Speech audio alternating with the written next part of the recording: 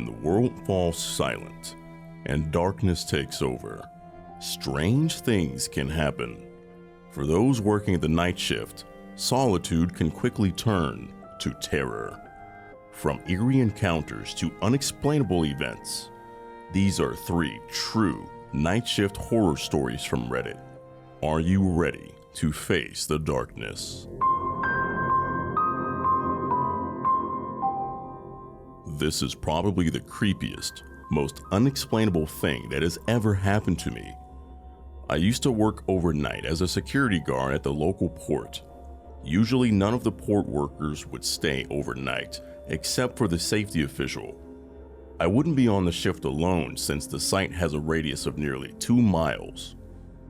Overnight, usually there would be 3 guards, including me, since the area was fairly big. There were different posts, but front gate was the main entrance area where all the guards would be stationed overnight, since there was no need to put them in other posts due to the fact that there was no activity in the site at this time. The veteran guards that have been there for years would often say that the site was haunted, given the fact that there have been accidents and deaths that occurred in the area a long time ago. I was aware that people died there due to freak accidents, and I do believe in angels and demons since I'm actually a religious person, but I always thought that the superiors were just messing with the new guys. I would work 5 to 6 nights out of the week, and for the first few weeks, I never really saw or heard anything out of the ordinary, except for maybe a few questionable creaks and would see a few misplaced objects while doing my patrol rounds, but nothing too crazy. Just to describe the setting to you, this is a fairly big site, and on occasions when there were big projects being constructed at the port, the workers would sometimes stay overnight. Due to the fact that there were times where port workers were required to stay at the port for a few days, there's a gym in the site for their convenience. This gym is fairly old. In the gym, there's a sauna, weights, and even a racquetball court. If you don't know what a racquetball court is, it's similar to an indoor tennis court with thin plastered walls and thick glass doors. Usually on our patrol rounds, me and one of the other guards, Mike, would stop by the gym and play a few rounds of racquetball before returning back to the front gate. On one of those nights, me and Mike decided to hit a full workout instead of playing racquetball in the cage. This is around 2:30 a.m. and the entire building is so quiet that you can hear the electricity running through the lights. The air conditioner is off, and so is everything else. The only thing that's running are the lights. 15 to 20 minutes into the workout, we hear a loud thump. We crossed it off as nothing and continued working out. Then after a few more minutes, we heard the loud thump once more. At first we thought it was our lieutenant, which could have been walking around, but then we radioed him and he gave us his location, which was front gate. We tried thinking logically on what could be making those thumps on the wall. They were coming from the court on the other side. We thought it was the air conditioner, but then we remembered that it was off, and even when it switched on during the day, there's no reports of thumps coming from the air conditioner. After a few more minutes, the thumps started occurring one right after another. We were very creeped out at this point, but what we were about to witness still scares the absolute shit out of me till this day. We started to approach the other side of the gym to where the glass door was. We turned on the flashlight and aimed it towards the clear glass door, and I got chills all over my body and I started tearing so much out of fear that I was about to cry. We saw one of the balls rolling slowly by itself inside the court, but there was no one in there. So that means the loud thumps were the balls mysteriously being tossed against the wall, as if someone or something was playing inside the cage. We were both so confused and frightened to how this was really happening. We couldn't make any sense of it. We were scared shitless, and we started yelling and running away because we knew that there was probably something evil toying with us right there. As we sprinted full speed back to the front gate, the lieutenant saw us and asked why we were tearing up and running in a ridiculous manner. We told him what we witnessed, and his facial expression scared us even more. He then said, "That's why there's always guards that quit often. There's something evil in the area, and it's not the first time that something that bad has happened here." He then showed us security footage of dark figures and shadows literally passing through the office areas, and lights mysteriously switching on and off. Till this day, I still get chills recounting my experience with my friends and family, and I'm even getting chills right now as I'm typing this. I had never had a real encounter with the supernatural until that night. Many say that it was a demonic presence messing around. Others say it was a ghost of a dead person who died in the area. I don't know what it was, but I didn't last long in the job after that. There were other experiences, but I'll send that at a later time.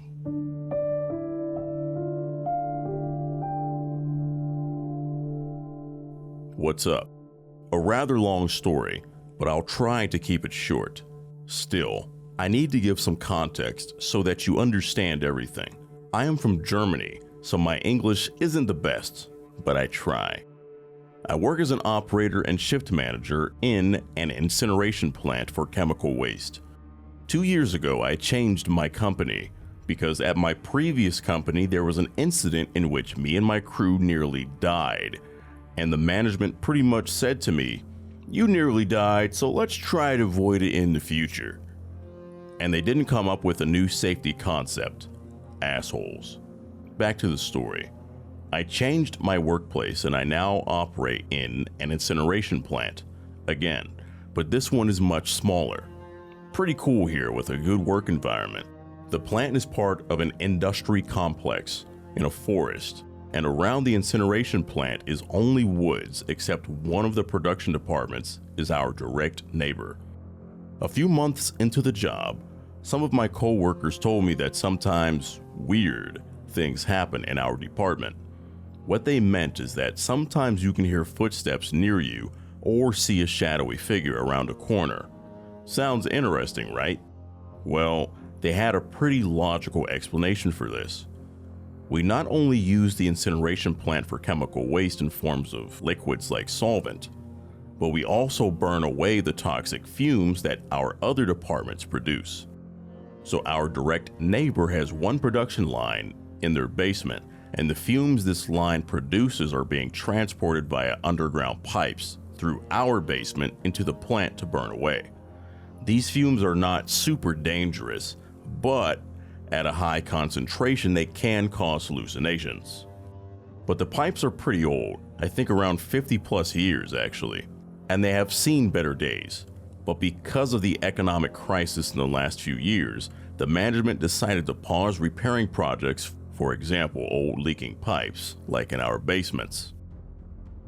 So if you had the AC shut off for a long period of time inside the basement, these fumes would concentrate, and when you work there, you might get hallucinations. They said that most of the weird stuff was probably caused by this. So now, back to my experience. A month ago, I had night shift, and my coworker for the night shift was sick. So I was alone. 99.99% of the night shifts, nothing happens, and you just make the 2 inspection tours through the plant to get some data and see if there are any issues. So I didn't put much thought into being alone, even when it was my first time being alone in this company. I was even happy because I planned to watch a movie. So here I am at the night shift, and I make my first inspection tour. Nothing unusual until I need to get some data from the basement. I go downstairs and walk to the sensors for the data. Suddenly, I hear a creaking sound from behind me and footsteps walking down the metal stairs. I turn around, but I don't see a thing, of course. But I am a bit curious. Why? These stairs are sturdy as fuck. One of my coworkers is pretty obese, still super nice guy, and when he walked down these stairs, they didn't make the same loud noise I heard just now. So whatever it was that made this sound, needed to be at least over 370 pounds. I come to the conclusion that this must be a hallucination made by the fumes, so I decide to continue my tour and then turn on the AC for later. During this tour, I also see a shadowy figure at one corner, but I still thought, nah, just the fumes. As I return to the control room, I turn on the AC in the basement to get rid of any fumes. 4 hours later, I make my second and final inspection tour. Like before, everything normal. Then comes the basement. I still shake a bit while remembering this. I walk down again, AC turned on, remember, so there should be no fumes. And as I walk down, I can hear footsteps again directly behind me. I turn around, but there's nothing to see. I then continue to go to the sensors, and suddenly I hear footsteps again. But this time, not walking, but running. I turn around in a flash and I can see a shadow just in time as it goes around the corner. I am a bit shaken, but hurriedly collect the data and want to go back up and just leave the basement alone for the night. As I walk back upstairs, I hear these charging footsteps again, but this time from two directions, one from behind and one from upstairs. I've had enough and charge upstairs myself. As I reach the top of the stairs, I slightly turn around and only see a massive shadow halfway up the stairs. I run back to the control room and shut the door. Then I remember I had the AC turned on. That means there shouldn't be any fumes concentrated high enough to cause these kind of hallucinations. I shake, this time for real. I stand up and ponder if I should check the AC downstairs or wait it out. As I stand before the door, ready to leave the control room, I hear footsteps behind the door. Quiet footsteps, but definitely footsteps. I make my decision to not be a hero and just wait for the next shift. Later, the next shift comes and I tell them about my night shift. They laugh it off and tell me that probably the AC was being shitty again. I laugh with them and agree, even though I don't completely agree with the argument of a broken AC. I have the next 2 days off and I forget about it. Then, the next Monday, I arrive for my early shift, and I chat a bit with the guys from the night shift. My experience comes up again, and I begin to laugh like a few days ago, but my coworkers didn't. I ask them why. Well. As it turned out, the AC was completely fine, but what made my experience really scary was something else. Our neighboring department, which produces the fumes, wasn't running. Because of a lack of customers this year, they didn't have all the lines active for the year, and at my night shift, they had all the production lines turned off. That means they could never produce these fumes, which means whatever I saw there wasn't hallucinations caused by the fumes, but something else. Whatever I saw and heard in that basement was real. No hallucinations like many experienced all the time. No, I had just experienced something that scared everyone. My coworkers are now also cautious of the basement, and the manager of the incineration plant reported this to the higher-ups. They started an investigation 2 weeks ago, but until now didn't find a logical cause, how the noises and shadows were created, and neither found a solution.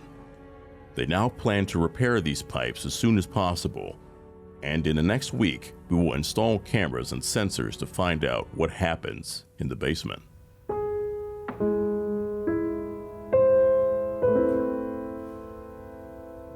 I worked in the radiology department in a hospital in Cardiff, Wales, UK, for about 3 years as an admin and clerical officer before getting a promotion working in medicine. During these 3 years, I saw a lot of things, ranging from patients dying in the MRI scanners to patients having an X-ray for inserting a meat thermometer into their urethra. Nights always seemed the craziest. One time, a patient came in with armed police after an altercation which involved a knife in the middle of the city center, and just so happened the person he had the altercation with was having an X-ray too. This caused a second altercation right in front of me. Chairs were thrown, a trash bin or two, and then a wheelchair. So I have seen things. Some funny, some stressful, some sad, and many bonkers. But this one night, something scary. I would start a night shift at about 1900, then would work until about 0830 the next morning. This was the standard night shift for our department. We would usually do 3 nights in a row before doing 4 days off. After the third night, you were ready to sleep for a week. The strange thing was, this was my first night of the 3, so not at all tired. It started off normal. I arrived at the department, took over from the day staff, logged into my PC. During this time, we usually would set up our phones or tablets to watch movies or the latest TV series, as there would be a lot of downtime between patients. Like I said, the first few hours, nothing that interesting, just your average run-of-the-mill night in radiology. Then it came time for my break. Now, before I tell you more, I should probably explain the layout of this hospital. This hospital is the largest in Wales. It's a teaching hospital and it's pretty old. Now, the best way to get from A to B in the hospital is through what we call the tunnels, or the catacombs. These consist of very dimly lit corridors, old abandoned rooms, tunnels, and other creepy decrepit areas. The morgue is also found in these corridors, so it's not a nice place to be during the day, let alone the middle of the night. But it's the quickest way to get places if you're staff. There's always been rumors and mumblings of strange things happening in these tunnels. Some people say they saw ghosts in old-fashioned porter uniforms taking wheelchairs to pick up patients. Others say they have seen shadows following them from the corner of their eyes. But one person has claimed they were attacked by a person wearing an old nurse's uniform from the 70s. This place is creepy even at the best of times. But for me, it never really fazed me. I've been down there hundreds of times before. The worst experience up to this point was having a sluice pipe drip human waste on my head. That in itself was a horror show. But tonight would be something altogether different. It may be not even of this physical world. Like I said before, it was a very quiet night. I had been watching the latest series of One Piece because I'm a geek. During my downtime, then a radiographer, or radiology technician for my American friends out there, came to take over and cover for me during my break. I decided to go to the 5th floor where the sanctuary, or a multi-faith chapel, was located. On a night shift, it was one of the most peaceful places in the hospital, but to get there, I had to walk through the tunnels to reach the nearest elevator. I set off on my journey, which would usually take about 15 minutes. Scanned my key card on the main entrance to the tunnels, then proceeded to walk through. 2 minutes in, I started to feel like someone was walking behind me. It being a busy hospital and basically the tunnels acted like the highway, I didn't think anything of it. Suddenly I hear panting, like someone was trying to catch their breath after going for an intense run. So I turned around to check and saw nothing. A bit strange, but thought it was nothing. Maybe just one of the pipes above my head was creaking or a generator pumping. So I carried on walking, but I kept feeling like someone or something was watching me and was walking behind me. Out of sheer confusion and fear, I missed my turn towards the elevators and found myself in a large section of the tunnels that I have never seen before. Littered with old stretchers, beds, hospital furniture, and equipment. Some of this stuff was over 50 years old, maybe older, just left to decay in a dark, smelly, decrepit, and dusty corridor. This was starting to really creep me out, because in all of this confusion, I realized I was lost. It almost felt like I had fallen into the back rooms. Everything looked the same. I could feel a tightening in my chest, and could feel the start of a panic attack. I remember clutching my chest and running down a corridor, trying to find a signpost or something to tell me where I was.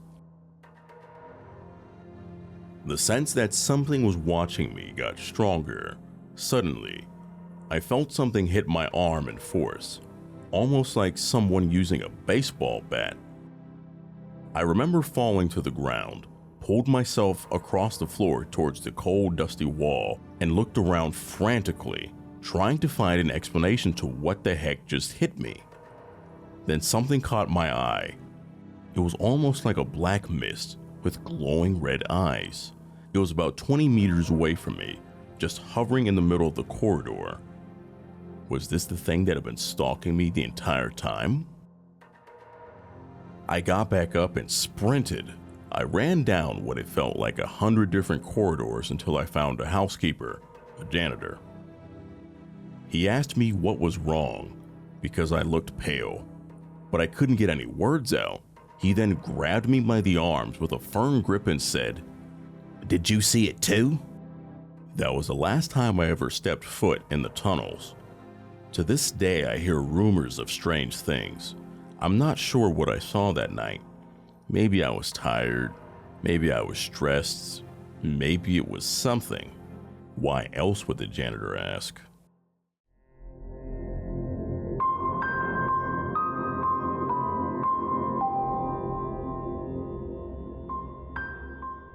Long-time lurker on here, using a throwaway.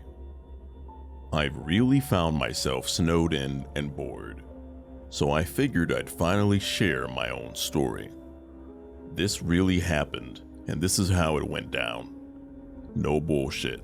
This isn't fiction, and I'll warn you, it's long. I grew up in Ohio in the 70s, and me and my childhood friend Joe were outside all the time we could manage it. Joe lived on a farm that bordered a pretty big forest, and my parents would drop me off in the morning, and we'd stay in the woods all weekend. We'd only come out for school. We loved pretending we were frontiersmen. We'd build shelters, traps, practice making fire with sticks, the whole 9 yards. When we got to be in high school, we got this notion to pull a Stand By Me. This was based on the movie of the same name that had just come out. The idea was we'd walk the railroad tracks out in the country, but instead of looking for a dead body, we'd find cool bridges to fish from and camp a little ways off the tracks. Of course, we knew this was dangerous and we'd likely be trespassing, but we were kids. We had a lot of fun. We did find beautiful rivers. We discovered bridges no one went to. We fished. We hid from trains. At night, we camped in the woods just near the tracks and made small hidden fires. Nothing bad ever happened. It was idyllic. In fact, it was so fun we did it multiple times. Never had a problem. After high school, me and Joe went our own ways. We both left home, but always stayed in touch and always tried to coordinate visits, so we'd see each other occasionally. Well, one summer in the mid-90s, it worked out that we were both in town for about a week. We'd do stuff with family in the day, and at night, we'd either catch drinks at a bar or sit outside Joe's house around a fire and talk about the old days. One night, me and Joe got to talking about our Stand By Me trips. Well, nostalgia and beer are a hell of a mix. Soon we decided to take a day, walk the rails, camp one night, and walk home. The day came. We started out early in the morning. We had my wife drop us off in our old spot where we used to start, right outside our hometown. She thought this was absolutely crazy and made sure to mention it. When she pulled away, Joe suggested that instead of walking the usual route, we'd take the opposite direction, just to be adventurous. We knew the land well. We had a map, so I gave a "what the hell," and off we set. The day went fine. It was fun and a little sad, but in a good way.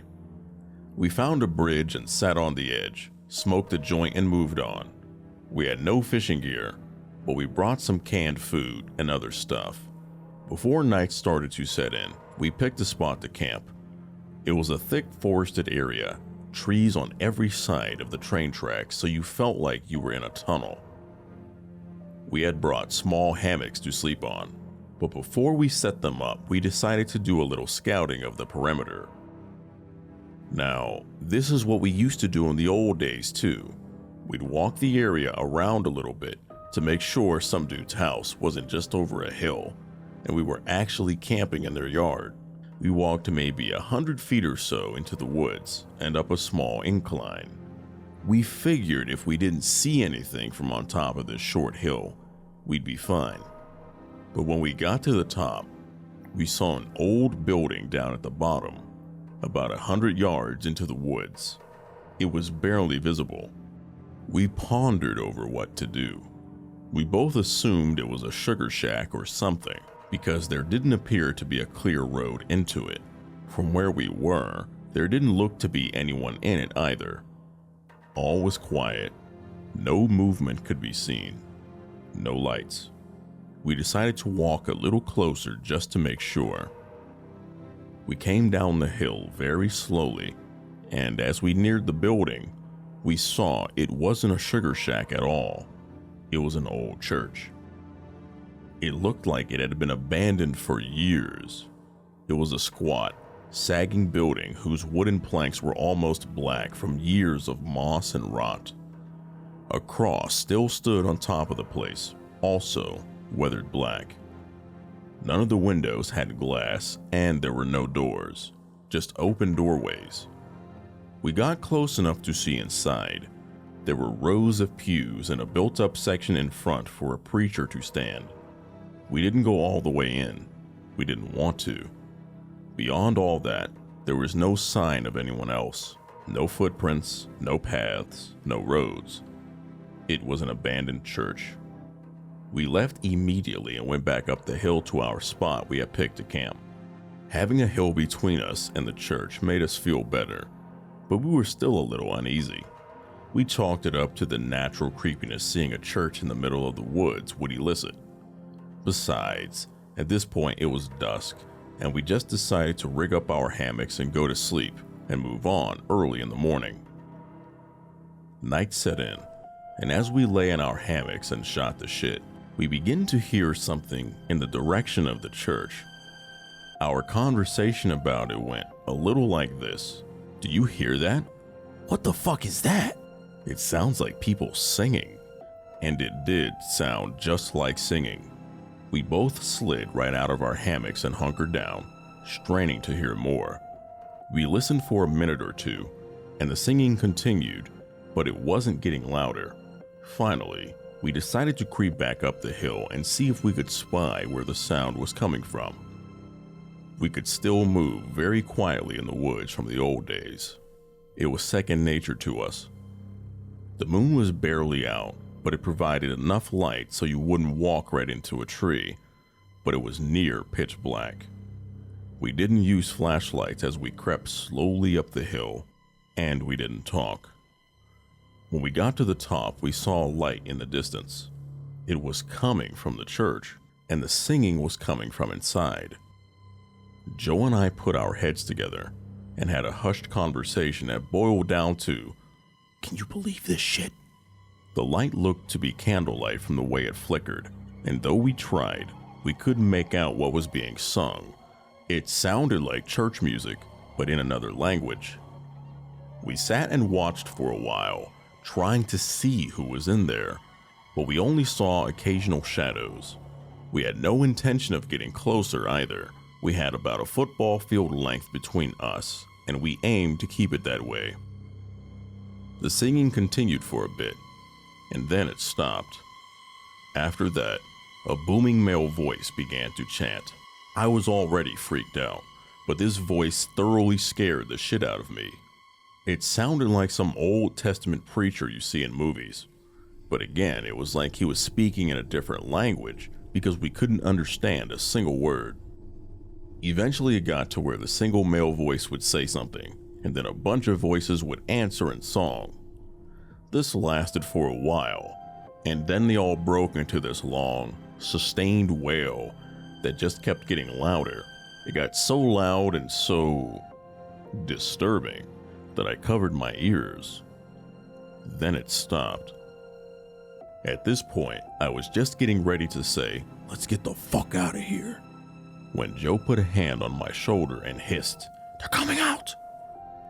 We were far away enough that we couldn't make out really well, but what we could see was a line of figures walking out the open doorway, all holding hands in single file. We could see some of them had flashlights. They began to sing again, and the light from the flashlights began to move toward us and the hill. We booked it down to our campsite, grabbed our shit, and ran to the tracks. Once there, we ran down the tracks in the direction we had come from. After a few minutes, we stopped and looked back. We saw the lights coming down the hill. They were moving erratically, like whoever was holding them was shaking them. We continued to run in spurts and walk as fast as we could. We eventually stopped seeing the lights and came to a road. By our map, we knew a small town was about 15 minutes down it, and we walked there, got to a 24-hour gas station, and called my wife to come get us. My wife and other friends all just thought it was kids messing around, but I heard those voices, and they sure as hell didn't sound like kids to me. Not sure who those people were, but it was definitely the creepiest thing that happened to me out in the woods.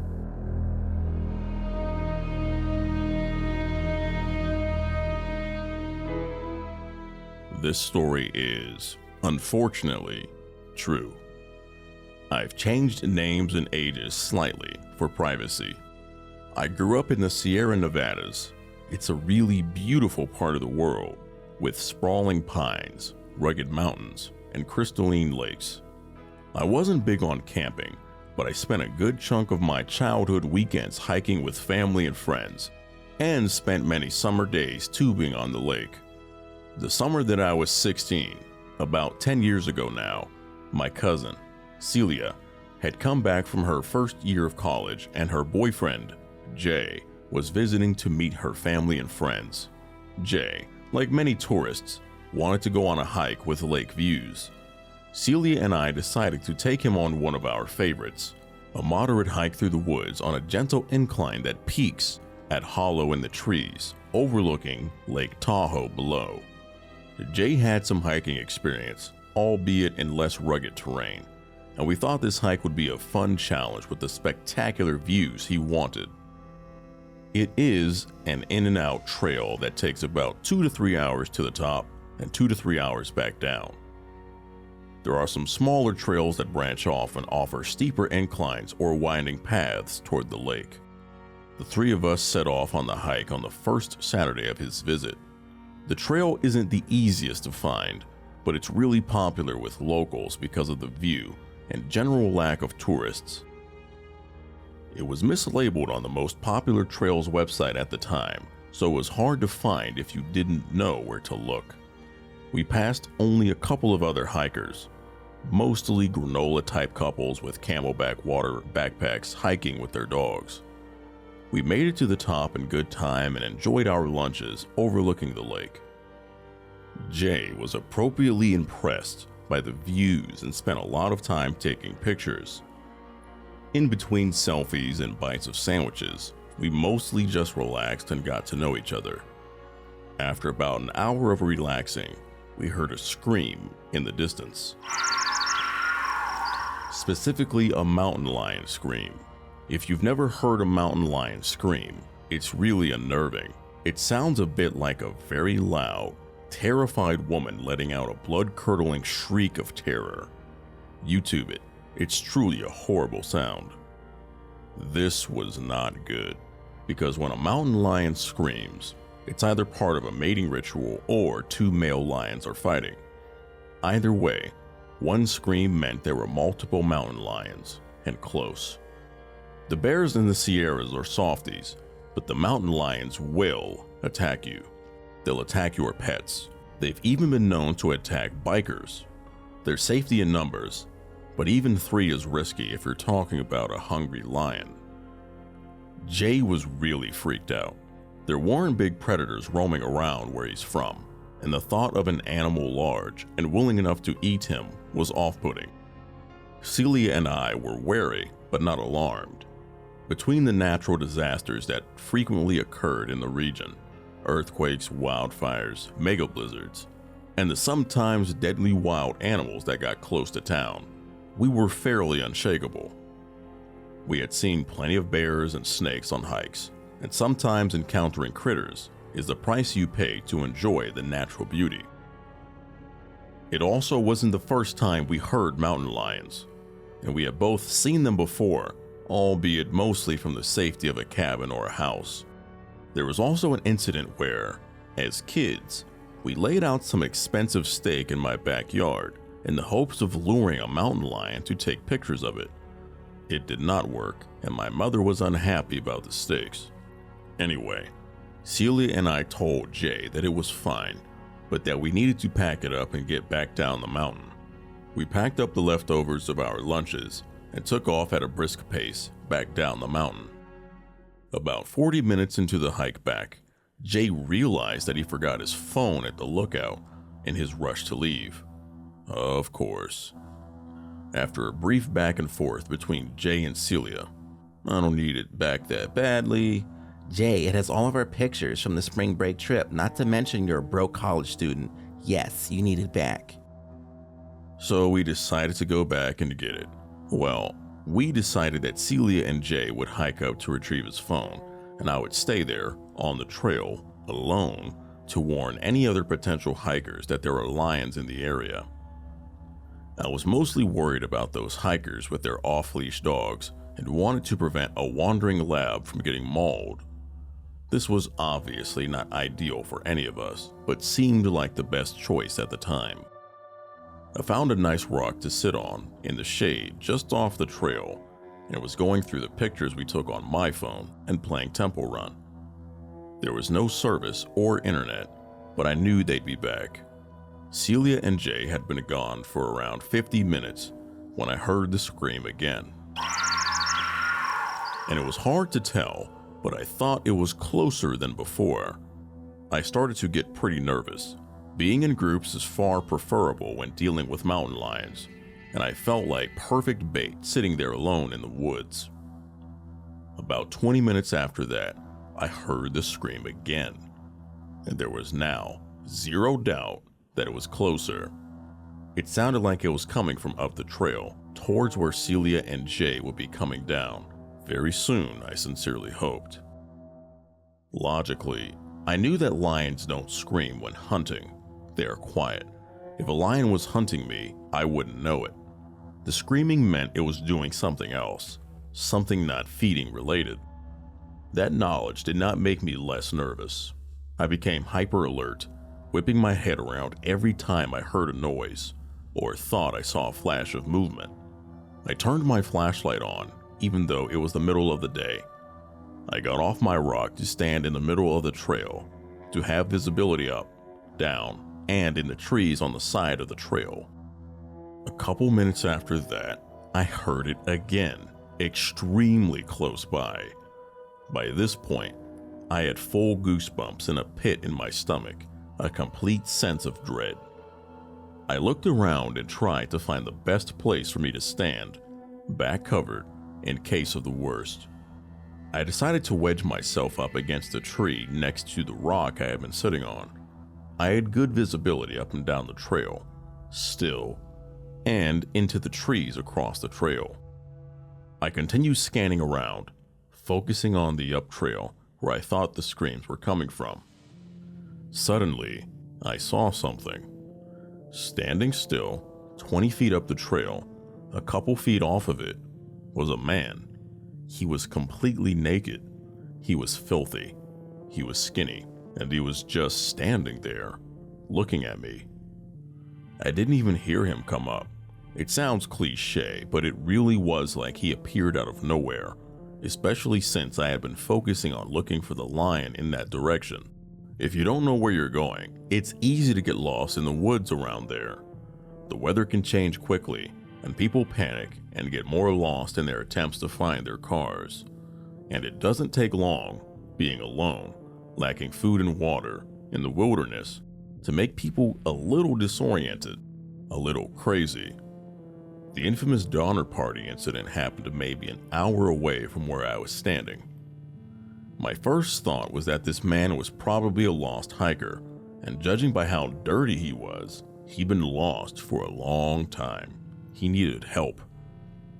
I had heard about people with hypothermia stripping all of their clothes off and thought maybe that was what happened. Now, this took place during the summer, and there's no way that someone would get hypothermia in July, but that didn't occur to me until later. I started walking towards him, asking if he's okay. I suddenly got this feeling of wrongness. I don't know how else to describe it, but my dread tripled. The hair stood up on my neck. I stopped in my tracks, maybe 15 feet away now, and had the overwhelming urge to run away. It seemed wrong. It felt wrong. He looked wrong in a way I can't quite articulate. Instead of wanting to help him, I was absolutely terrified of him. I asked again if he's okay. He looked at me, then opened his mouth wide and screamed. Not a normal scream. He screamed just like the mountain lion, a high-pitched, keening shriek that made my blood run cold. It occurred to me that we were probably hearing him the whole time. It was the single most terrifying thing I have ever witnessed. I started screaming too. I was preparing to run away, down the trail, I suppose, but also really did not want to turn my back on him. Suddenly, he closed his mouth, turned around, and ran into the woods very quickly. He disappeared into the trees, but the feeling of wrongness was still with me. I felt like I was going to throw up. I considered bolting down the trail to get away, but decided to wait for Celia and Jay, who luckily arrived within 10 or 15 minutes. I told them what happened, and we decided to call the Rangers when we got service. Celia and I had seen some odd things in our lives, her more than me, but she turned white as a sheet when I told them what happened. I guess they didn't hear anything at all on the way down. I've always been deeply unsettled since the incident. Did I see a mentally ill lost hiker who really needed my help? Or did I see something else? Celia insists it was a skinwalker or something similar, something malevolent and inhuman, mimicking the call of a mountain lion and stalking us down the mountain.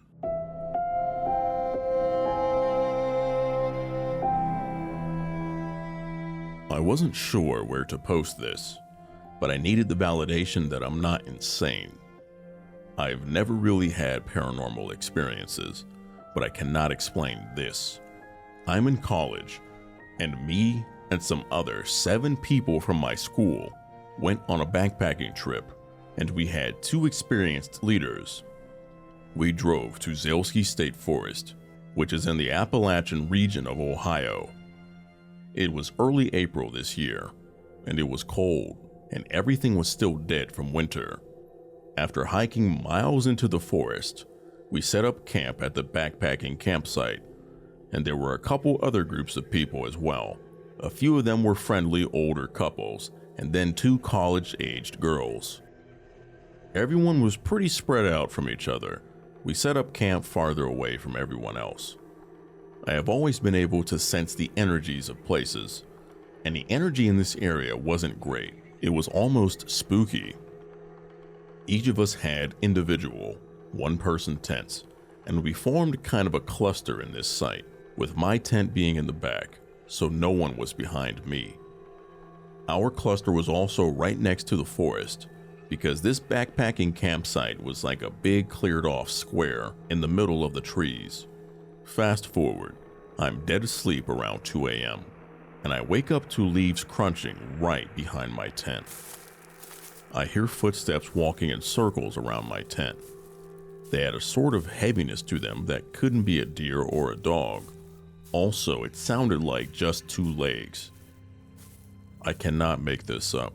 This creature was circling my tent for long periods of time, slowly creeping up to the sides of my tent, and then just stopping for periods of time, and then would move on to walking around the rest of our tent cluster. I could hear a human-like breathing from the mouth when it was close to my tent, like a light sort of heaving. I was shaking, too scared to unzip my tent and investigate. I kid you not, this occurred for hours, and it seemed like I was the only one awake. Out of nowhere, I see an illuminated light shape from my tent, although I couldn't tell what it was from inside my tent because it was all zipped up. It was like a warm glow, and it didn't move, like a flashlight would.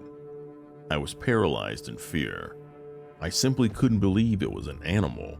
At some point, I fell asleep due to sheer exhaustion, but I could hear the heavy footsteps circling until I did. In the morning, I questioned my fellow campers about it, and my leader admitted she heard the footsteps and noises as well, admitting it was bizarre and she would have investigated had she not been so groggy. One of the boys in the group said he also noticed that the light came on, but thought it was someone else. Not a single person in this group went up to go to the bathroom or turned on a light that night. I've heard some things about the Appalachian regions being creepy and bizarre, and now I believe it. Some people on Reddit have leaned towards Bigfoot because apparently he is associated with light orbs. Never been a Bigfoot believer, but I'm telling you, this didn't feel just like any animal, like a bear. As twilight descends and the forest transforms into a realm of shadows, an unsettling silence takes hold. What secrets lie hidden among the trees? In this video, we explore 3 chilling encounters that remind us that not all who wander in the woods return unscathed. Are you ready to uncover the terror that lurks beneath the canopy?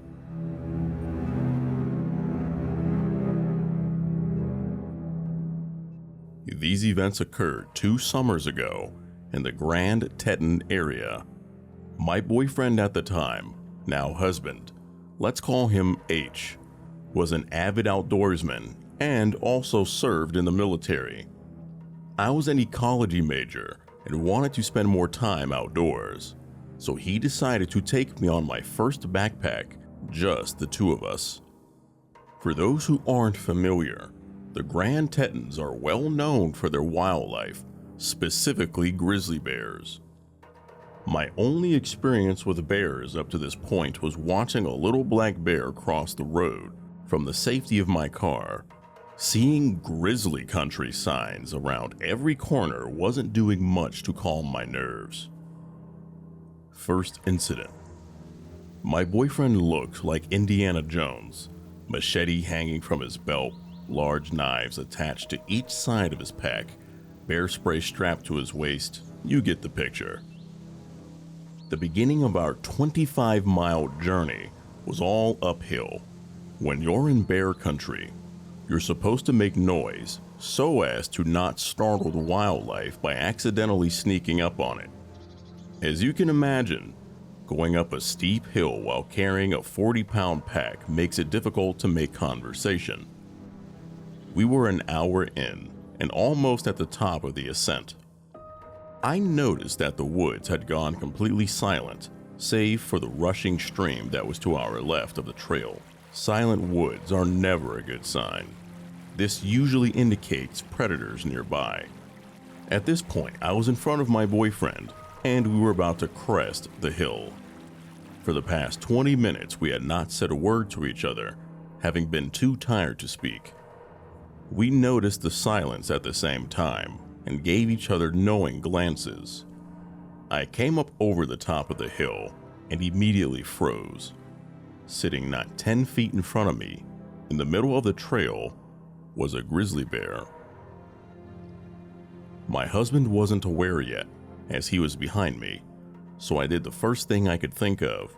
While still in my frozen stance, I managed to take my arm and started flinging it wildly behind me, trying to get H's attention. I was too terrified to speak. The bear went from sitting down to being on all fours, not looking away from us once. H quickly swung me around so that I was behind him, and he just started yelling. Being in the military, he knows how to yell. The grizzly wasn't quite fazed, as it started to walk slowly towards us. At this point, I was on the verge of passing out from terror. The bear was about 5 feet in front of us when we heard a loud crack coming from the woods to our right. The bear heard it too, and he bolted towards the stream. A second crack boomed again, this time much closer than before. H said, "It's probably just some falling branches." But we both knew that wasn't the case.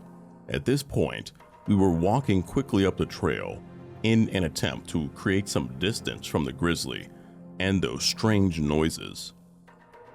I felt the hairs on the back of my neck stand straight up, and at the same moment, H stopped moving in front of me. He turned around to look at me, and I turned to look behind me. To this day, we are not sure what we saw. Back where we were standing was a large, black-brown mass. It looked to be 3 times bigger than the already large grizzly that we had seen just a few moments before. Its back was facing us, and when it stood on its back legs, it looked similar to a bear, but something about the shape was just off. At this point, it was probably stupid to run away, but that is exactly what we did. We were aware of heavy footsteps behind us, but neither of us looked back. The footsteps eventually faded. At this point, I was a mess. H was doing his best to console me. "Honey, this is extremely unusual. The bears usually stay away from humans. We're going to be okay. I'm sure that won't happen again." That was enough to convince me to continue on the backpack. Not another hour later, though, we reached a clearing where we decided to take a rest and eat a snack. About a minute after we sat down, I noticed bushes moving in a line toward the clearing, toward us. Out of the brush comes this adolescent grizzly who looks just as spooked as I'm sure we did, but he came straight for us. H, being the crazy nut that he is, decided to charge back at the bear while screaming, bear spray at the ready. That did the trick, and the bear ran off. All I could think was, just my luck. But that wasn't even close to what happened the second night. Before we began our backpack, we had to let the ranger station know which trails or route we planned to take. With this information, they usually send a ranger on horseback at some point during the backpack to check on you to make sure everything is okay. There were not many approved trails left for us to choose from, and it was just our luck that they were the most difficult. Apparently, over the 3 days we were on those trails, we had been the sole hikers. We didn't see a single other person once we were en route. Anyhow, I guess we missed the ranger who came to check on us. We had been following hoofprints the entire second day, and we hadn't seen any the day before. I had some foot problems, so we spent valuable daylight trying to adjust my boots, laces, and socks to compensate for the pain. When we started on the trail again, we had maybe an hour or 2 of daylight left, and in the woods, it gets dark fast. I was exhausted. It was now dark out, and H was the only one with a working headlamp, as mine wouldn't even turn on for some reason. We needed to find somewhere to set up camp, as we still needed to eat. It was freezing, and the wind was blowing. It created a howling sound as it rushed through the trees, which made it difficult to hear H or discern any other sounds coming from the woods. After another hour of hiking through the dark, we found a clearing. Well, it was more like a bowl. It looked to be 200 meters in diameter, with the sides being about 10 meters down from the trail to the bottom of the clearing. This place was strange. We both felt it, though he didn't tell me how freaked he was till after we had left. There was no moonlight, so all we had was the illumination from his headlamp, our small camp stove, and the flashlight that I fished from my pack. Half of the trees were dead or fallen, just in the bowl. The vegetation everywhere else was very dense. To help alleviate my anxiousness, he started playing Ninja Sex Party out of his portable speaker. This didn't help much, as it just echoed off the trees, creating a dissonance of sounds. He also thought it would ward off any predators nearby. This is when we knew our anxiousness wasn't paranoia. The silence was back. There hadn't been a single bird chirp since we arrived at the clearing. It also may have had to do with the obnoxious music, but because of our previous experience, we decided to turn off the music and head into the tent. Also, it was freezing. As soon as we were situated in our sleeping bags, we heard deep cracks and thuds echoing from beyond the tree line. Falling trees? There had been a lot of wildfires and very little rain this season. We both froze. That sound wasn't an echo. It came from inside the clearing. Definitely not a falling tree. It came from right outside our tent. We both stopped breathing. H's hand found mine and we clung to each other, paralyzed. Something dragged across the outside of our tent, making an indent as it went along. It was thin, almost like a finger. What is it? I whispered, shaking.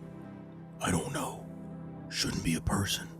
We're the only ones on this side of the mountain.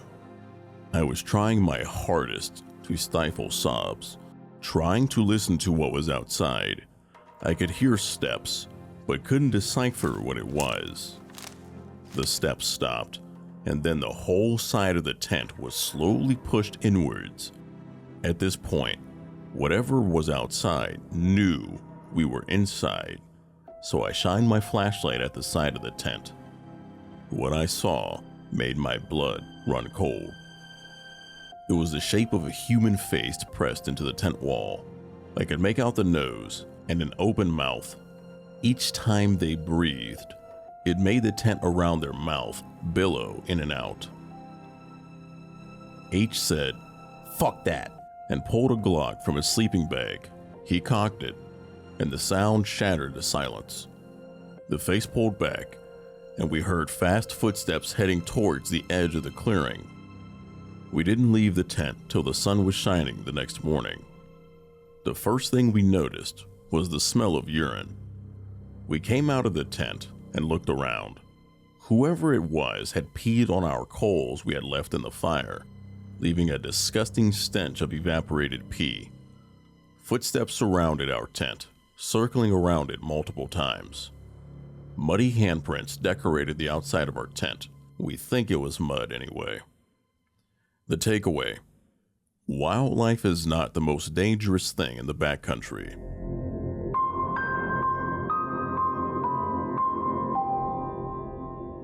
I'm fairly new to Reddit, so I only discovered this sub recently. Using a throwaway account here because I didn't feel comfortable enough sharing this on my main account.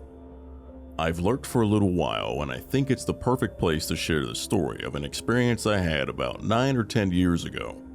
The reason I'm sharing this is, A, because that's the point of this sub and I've enjoyed reading others' experiences, but B, to see if anyone has a similar experience or an idea of what this could have been, because I never have.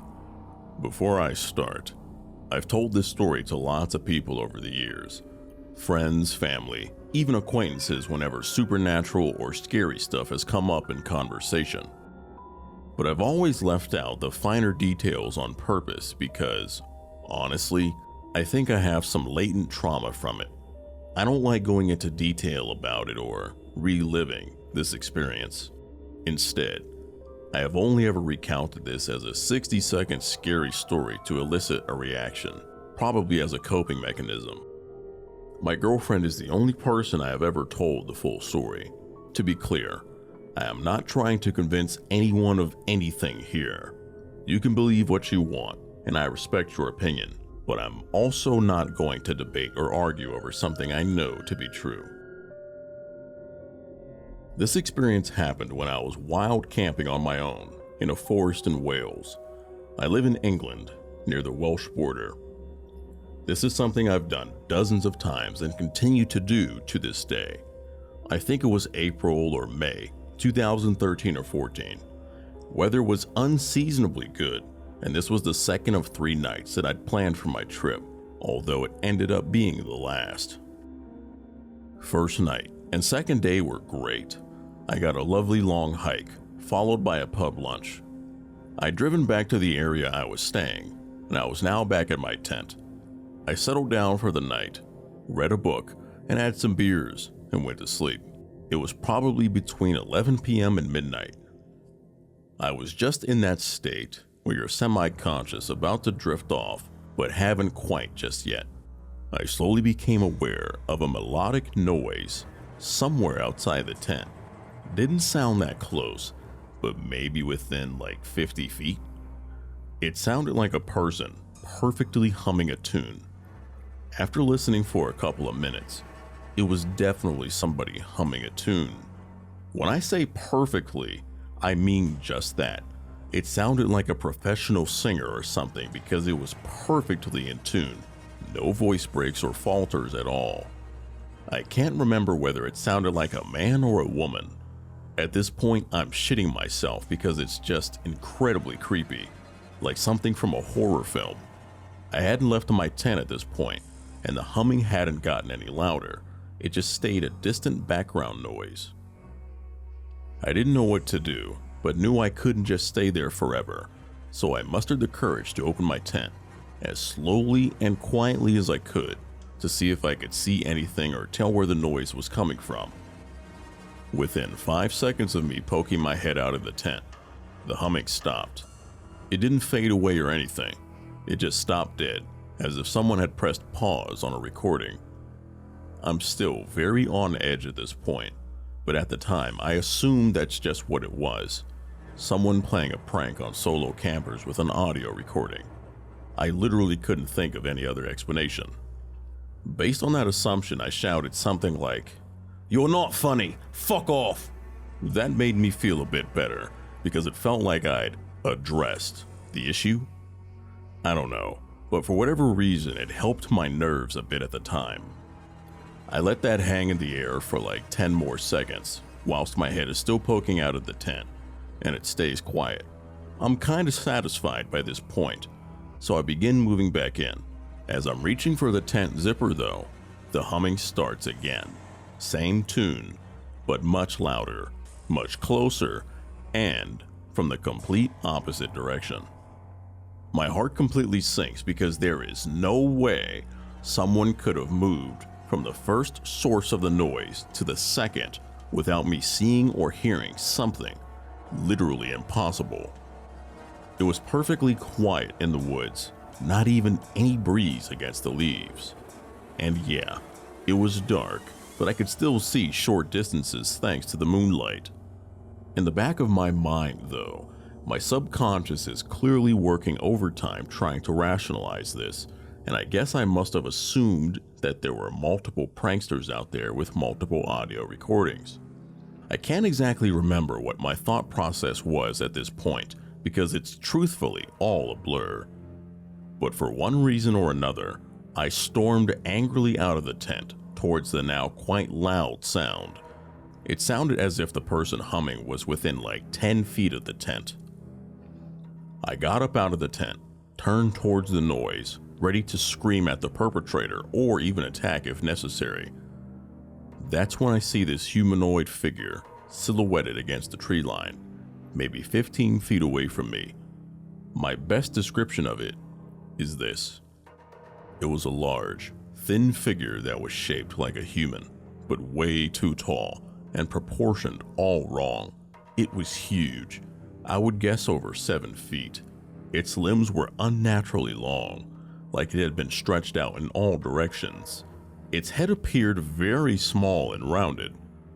I think the figure was gray in color, but I can't be 100% sure because of the poor visibility. I couldn't make out much of its face at all. It just seemed to be shrouded in shadow. I definitely didn't notice any features like eyes, mouth, or nose.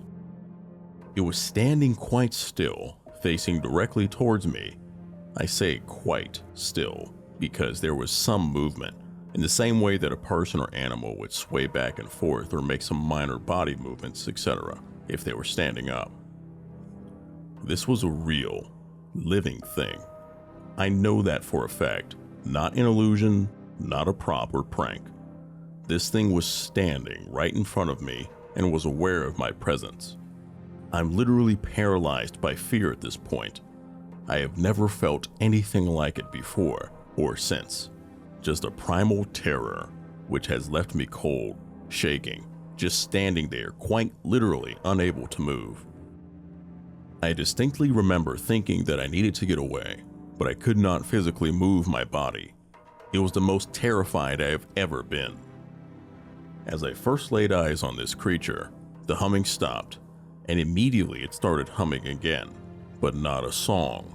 It started softly singing my name, in what sounded like my voice. That sounds fucking ridiculous, I know, but I swear that's how I remember it. Even though it was singing in my voice though, it didn't sound right. The syllables were just off, as though a non-human had heard speech once and was trying to mimic it for the first time, poorly. I haven't described that well, but I don't think I know the words to do so. This can't have gone on for more than about 10 seconds, but it felt like forever. Me standing there, this creature standing, motionless and singing my name. At some point though, every cell in my body just switched, and I managed to turn and run as fast as I ever have in the opposite direction. For maybe 2 minutes I was literally sprinting through the woods in just my socks and PJs, with absolutely no other thought in my mind other than putting distance between myself and that thing. I had no idea which direction I was going or how I'd make it back to my tent. When I eventually stopped, I just leaned against this tree, panting for ages. The forest was still completely silent. I must have stayed by that tree for about 2 hours, waiting for my heart rate to settle, trying to calm down and decide what to do. I didn't want to go back to my tent. I was quite happy to leave all my stuff there, but I needed my phone and car keys to get home. I was several miles away from anywhere. I eventually made my way back slowly. It wasn't too hard to navigate back to my tent in those woods because the tree distribution wasn't very dense. I also hadn't gone as far as I first feared. Once back in my tent, I grabbed just my phone and keys and went back to my car as fast as I was comfortable. Spent the rest of the night sitting in my back seat on my phone, shaking. Didn't even try to get any sleep. Once the sun was up, I managed to go back and pack my stuff up and left as quickly as I could.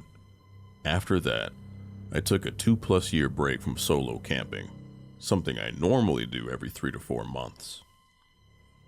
So, that's my experience. Make of it what you will.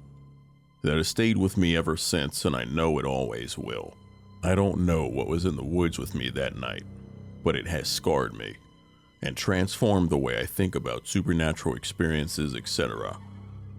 If anyone has encountered anything similar to what I described, I'd be interested to hear. Thanks for reading, and sorry this was so long.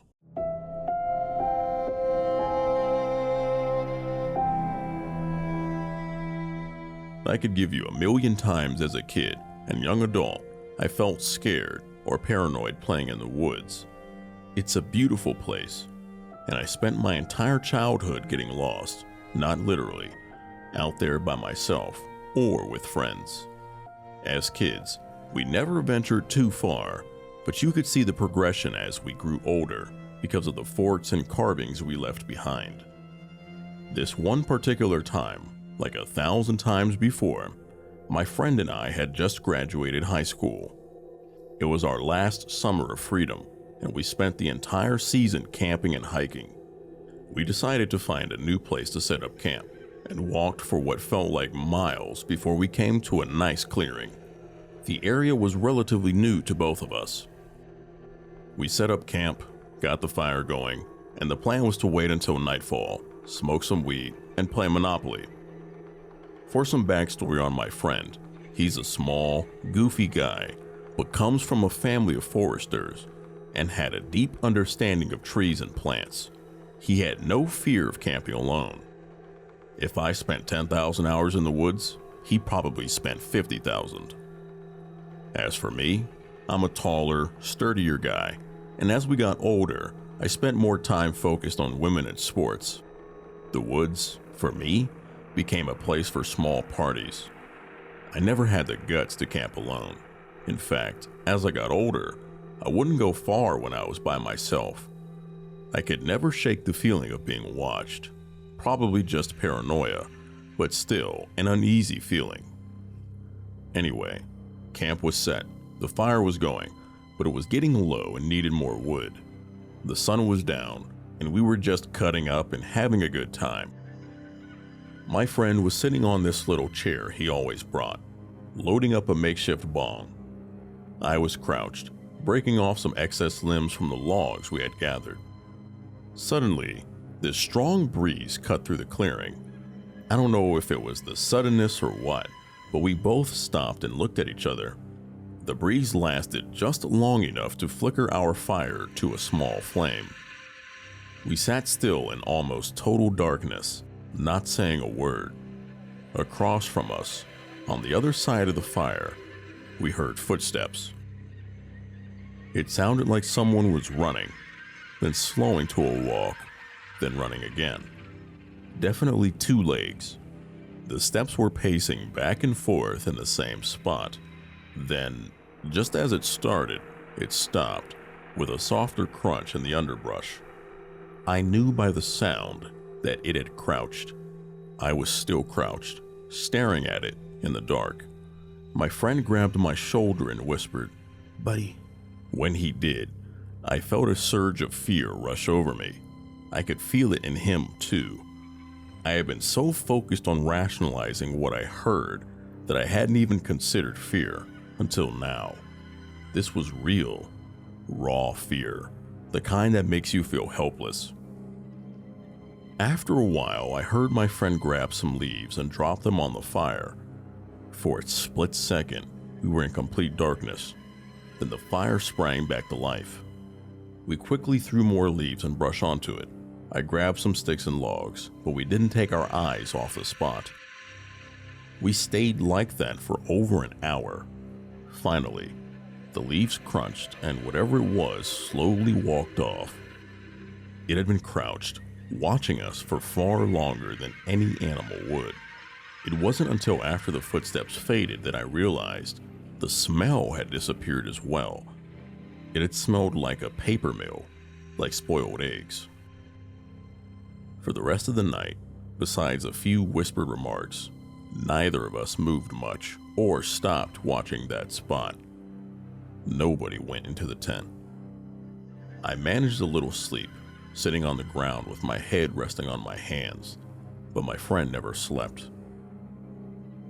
In the morning, we packed up and silently walked back home. To this day, we still talk about it.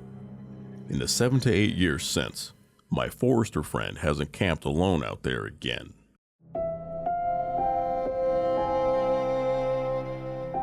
This is my first post, and is a true story. I was living in a rural area in Oklahoma with my mother at a small lake house, and I'm probably 10 or 11 at this time. One night, I'm sleeping in my room when I randomly and abruptly woke up for no reason. This was not normal for me, and I felt very uneasy. The only sound I could hear was my mother snoring in the next room on the couch. I rolled over and tried to go back to sleep, but my need to use the bathroom was growing more urgent. So I grudgingly forced myself to head that way. The bathroom is on the other side of the house, around a corner and past the kitchen, and finally down a long hallway on the right. So after I made the trip and finished my business, I flipped off the light switch and started heading back to bed. That's when I heard the distinct click of the light switch, and I saw the glow of the bathroom light in the hallway. Terrified, I slowly turned around to witness the light in the bathroom start clicking on and off. Finally, it shut completely off. In the dark of the hallway, my eyes began to make out a white shape near the end of the hall. It was around my size and crouched to the floor. At this point, I'm frozen to the spot as my mind begins realizing that no one else is home except for my mom and myself. Then the white shape began whispering in a quiet man's voice. Help me, I'm lost. I remember wanting to scream for my mom, but I couldn't, and instead I barely said, "No," before this thing started running at me on what sounded like all fours. I quickly ran through the kitchen and around the corner before running to my sleeping mother, shaking her awake. I remember saying, "It's coming, it's coming," and my mother's eyes going from dazed to alert in an instant. She asked me what was going on, and I saw her eyes look over my shoulder before she screamed.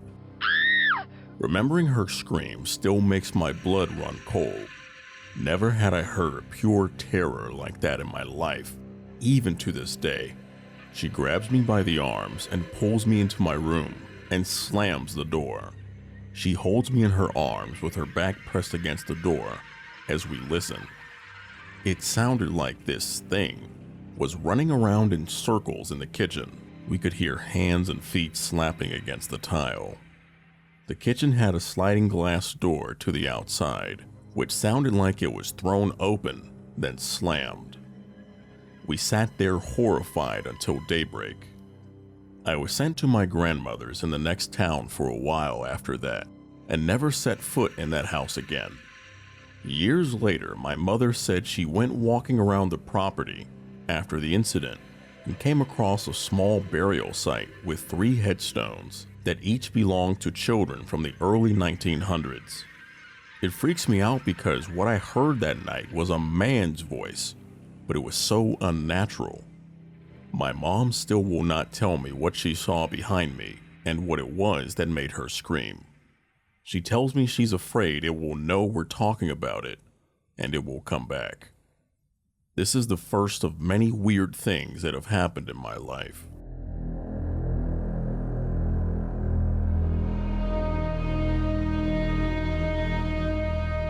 Okay, I never really post anything on Reddit, mostly just reading, so please excuse me if I do or say something that isn't common courtesy here. In around 2018 or 19, I, a 25-year-old female, at the time was 18 or 19, was living in Nebraska, where I grew up. I lived in the largest city in Nebraska, but it was still essentially surrounded by corn and wheat fields. The city was expanding, so rich folks started building huge houses with giant properties on the edge of town as things proceeded to grow. All of that being said, I had a good friend whose parents' house was one of those big ones right on the blurring line between the fields and the city. My friends and I were constantly hanging out at his place because it was fun. They had tons of property to ride 4x4s on, a hot tub, a huge living room for us to watch sports and have reality TV binge sessions, etc. Plus, his parents were super cool and we could drink out there as long as we stayed at the house. It was tons of fun, even though I was and am quite scared of the dark. So I would just not go outside after a certain time because there was always little lighting, and the nearest neighbor was about a mile away. I always felt a weird energy driving to and from this place if it was late at night, but never had anything happen until one night. The drive out there was a long, winding 2-way road that had thick trees on both sides. and you pass one of the city's largest cemeteries on the way. Barely any lighting, of course, besides the street lamps every once in a while, and very little traffic. It's all inherently a bit creepy, and I'll admit to having sped through this section of road many times to get through it as quickly as possible. This specific night was perfect spring weather, so I was driving with my windows down, listening to music, and it was around 10 p.m. I was coming around one of the curves in the road when I had to essentially slam my brakes on. Right in front of me, in the middle of the road, maybe 50 yards away, was what looked like a family. Again, picture a completely pitch black road with thick forest on both sides and only my headlights to show what's in front of me. This was a family of 3, maybe 4. A tall, slim woman, an average height-weight man, a child, short hair but couldn't tell the gender based on the clothing and couldn't see their face, maybe around 8 years old, and the mother was pushing a fucking stroller. Their clothes looked normal, not tattered but not nice. They were also not carrying any kind of light source, meaning before I arrived behind them in my car, they had been walking in the pitch black. They were all facing away from me, walking completely silent in the middle of the street, the same direction I was heading. I had turned my music down to hear if they were speaking, had music playing, etc. They didn't. The hairs on my arms immediately stood up. I came to a stop in the road behind them, obviously, and just sat there for a moment to let them move. They seemed to be completely unaffected by me and didn't even turn their heads slightly, nor did they attempt to move out of my way. I literally thought I was going insane or that I was dreaming. It was so surreal. Before I really had time to fully process and register what I was seeing and how truly strange it was, they all, at the same time, stopped walking and very slowly turned to face my car. This scared the absolute shit out of me. I honestly didn't even give myself enough time to look at their faces as they turned. I immediately threw my car in reverse and sent it backwards for probably a full 20 seconds before flipping a U-turn, nearly running myself off the road and booking it in the other direction. The only thing I remember noticing is that the stroller looked to be completely empty. This was the part that sticks in my mind the most. I've never felt terror like that in my life. I checked my rearview mirror probably 1,000 times before getting to a main road and never saw a glimpse of them. In fact, I never saw a glimpse of them again. I tried asking my friend and his family about it, only to essentially feel like I was insane because of the way they looked at me. Every time I tell this story, I get one of 3 reactions. They immediately think I'm fucking cuckoo, think I'm lying, or have had something sort of similar happen to them. I really don't care if no one believes me, honestly. It was, and still is, the creepiest thing to ever happen to me. I think about it all the time. It was either some weird-ass family trying to scare the shit out of someone, a distraction for an attempted robbery, assault, etc., or it was something more sinister. I'm going to tell myself for probably the rest of my life that it was the first option.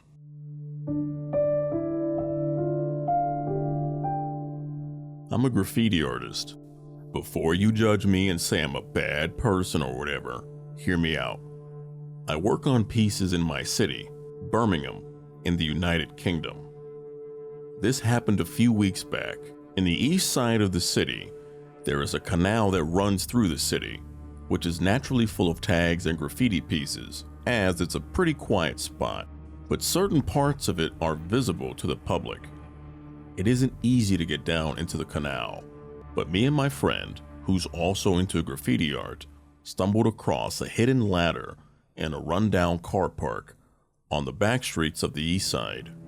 We climbed down and realized we could walk the whole length of the canals. The water was pretty high up on this day, so we had to be careful.